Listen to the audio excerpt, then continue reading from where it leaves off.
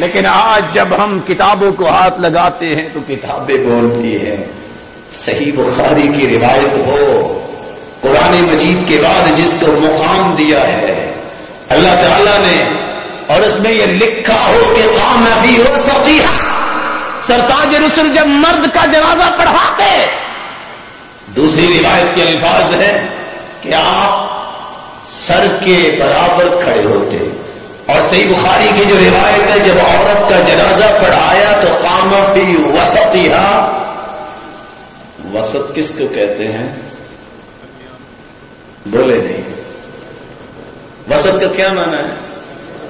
آپ بخاری پڑھے ہوئے ہیں سارے، اتنا کامن لفظ ہے، ہر شخص جانتا ہے. آپ درمیان میں کھڑے ہوئے.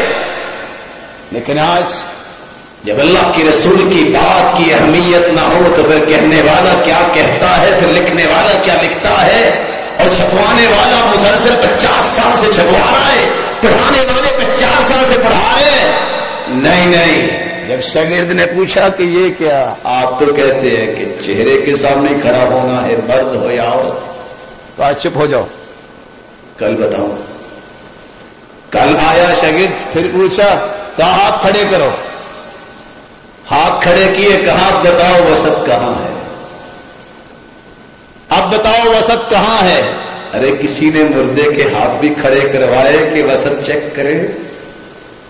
سبب کیا تھا؟ اپنے منہج پہ حرف آ رہا تھا. حدیث وہاں ثابت ہو گئی، لیکن منہج کا نہیں چھوڑنا چاہتا. جو اللہ کے رسول کے مقابلے میں کسی شخصیت کو لانا چاہتا ہے، اللہ کی ہاں ایسا دل پسند نہیں. دنیا جہان کی ڈگریاں اکٹھی کر لے، وَأَضَلَّهُ اللَّهُ عَلَىٰ عِلْمٍ، اللہ اسے گمراہی رکھتے ہیں. کبھی گمراہی سے نہیں بچ سکتا.